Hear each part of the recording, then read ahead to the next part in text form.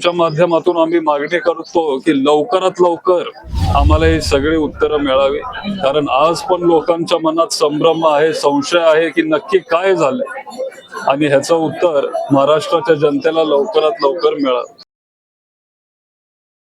दरवर्षी मी येत असतो, गेल्या वर्षी पण मी इथं आलेलो आणि ह्या वर्षी पण मी इथं आलो. ह्या वर्षी आपल्या सगळ्यांचे दादा गेल्यामुळं आपण हा कार्यक्रम अत्यंत साध्या पद्धतीने केलेला आहे, पण इथं जे सगळे भावनिक जमलेले आहेत त्यांची इच्छा होती की एक साध्या पद्धतीने ही परंपरा चालू असावी आणि त्याच्यामुळं मी परत ह्या वर्षी त्यांच्या सोबत इथं उपस्थित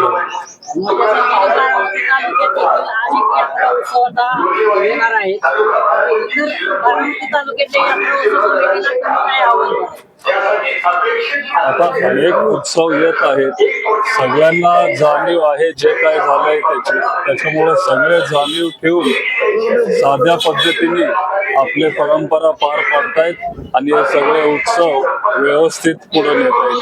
आता उदाहरण जे काय दुसरे गोष्टी असतात, जसं की बैलगाडा शर्यती असतात किंवा कुस्त्या असतात, ते सगळ्यांनी स्वतःहून रद्द केलेले आहेत आणि त्याची जाणीव ठेवून आता आपण हे सगळे उत्सव पार पाडतो.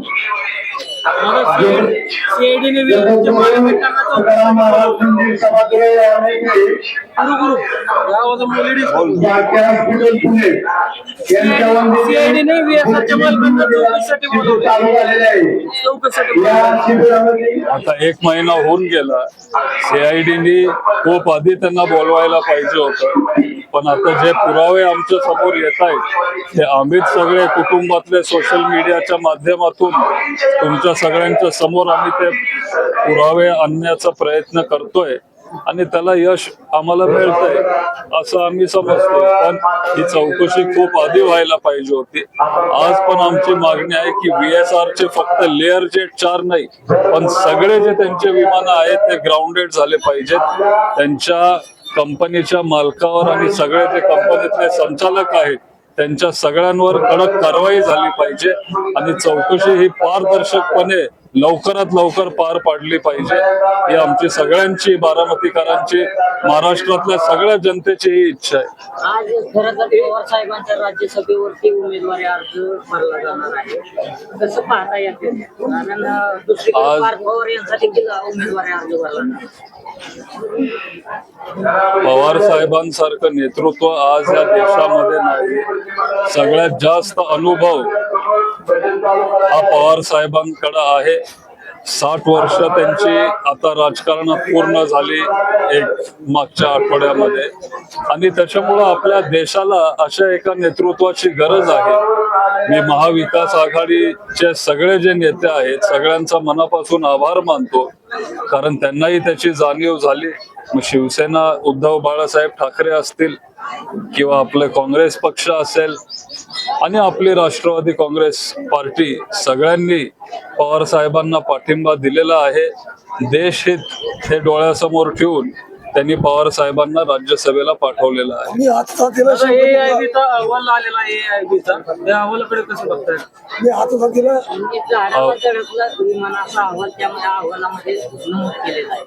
विमान पहिले तर मी तिथं सुरुवातीला पोहोचलो, तिथं बरोबर 9 वाजता मी तिथं पोहोचलो आणि आपण सगळे बारामतीचे आहोत. आपल्याला तिथं माहिती आहे की गोजूबावी जिथं आपलं विमानतळ आहे हा थोडा ड्राय भाग पडतो, तिथं पाणी कमी आहे, तिथं झाडी कुठली नाहीच आहे.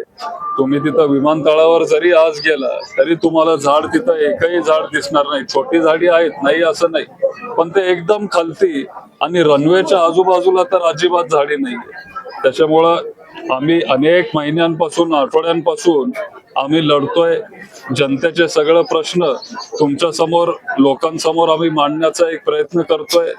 हा प्राथमिक जो त्यांचा अहवाल होता त्याचं नक्की स्वागत असेल, पण त्याच्यात खूप काही गोष्टी आहेत, खूप काही प्रश्न अजून आमचे राहिलेले आहेत ज्यांना आम्हाला उत्तर मिळालेलं नाही. आणि तुमच्या माध्यमातून आम्ही मागणी करतो की लवकरात लवकर आम्हाला ही सगळी उत्तरं मिळावी, कारण आज पण लोकांच्या मनात संभ्रम आहे, संशय आहे की नक्की काय झालंय आणि ह्याचं उत्तर महाराष्ट्राच्या जनतेला लवकरात लवकर मिळालं. दादा, जिरायती पट्टीत तुम्ही पाहणी दौरा आखलाय, नेमकं काय पाहण्याच्या मागचं उद्दिष्ट काय असणार आहे? आता उन्हाळा सुरू होणार आहे, पुढच्या महिन्यात उन्हाळा सुरू होईल. बारामती तालुक्यात नेहमी पाण्याचा प्रश्न उन्हाळ्यात निर्माण होतो. आपले साधारण 32 गावं आहेत जिथं पाणी आपल्याला व्यवस्थित मिळत आलेलं नाहीये आणि त्याच्यामुळं आता मार्च महिन्यापासूनच आपण सगळं पाण्याचं नियोजन करायचा प्रयत्न करतोय. त्या पाण्याची आपण पाहणी करतोय.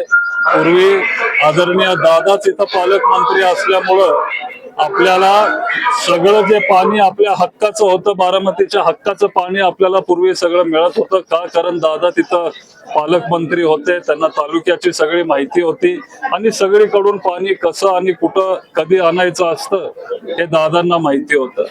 पण आता आपल्याला सगळ्यांना एकत्र येऊन काम करावं लागणार आहे. जो बारामतीचा जिरायत भाग आहे त्याला ह्या उन्हाळ्यामध्ये पाणी कमी पडू दिलं नाही पाहिजे. आपला जो चाऱ्याचा प्रश्न आहे, हे सगळे जे आता गंभीर प्रश्न आहे त्याच्यात आपण सगळ्यांनी लक्ष दिलं पाहिजे. त्याच्यामुळं आज मी आपली जी जानाई शिरसाई योजना आहे, जी आदरणीय पवार साहेबांनी तेव्हा आमदार असताना इथं आणलेली होती, मुख्यमंत्री असताना ही जानाई शिरसाई पुरंदर उपसा योजना जी साहेबांनी आणली त्याची आपण पाहणी करतोय. शिरसाई भाग आपण आज बघणार आहे, म्हणजे शिरसुफळ टू उंडवडी सुपर, तिथं जे पंप हाऊस आहे आणि डिलिव्हरी हाऊस आहे तिथं आपण दौरा करणार आहे. गावकऱ्यांशी, सगळ्या शेतकऱ्यांशी आपण तिथं चर्चा करणार आहे आणि पाण्याची किती आवश्यकता ह्या उन्हाळ्यात त्यांना जाणवती आहे हे सगळं आपण समजून घेणार आहे आणि त्यांच्यासाठी आपण काम करणार. परत पुढच्या आठवड्यात जानाईची पाहणी असेल किंवा पुरंदर उपसा योजनाची पाहणी असेल. नाझरा धरणातून पण खूप पाणी बारामती तालुक्यात येत होतं, हे सगळं पाणी आता येत राहायला पाहिजे.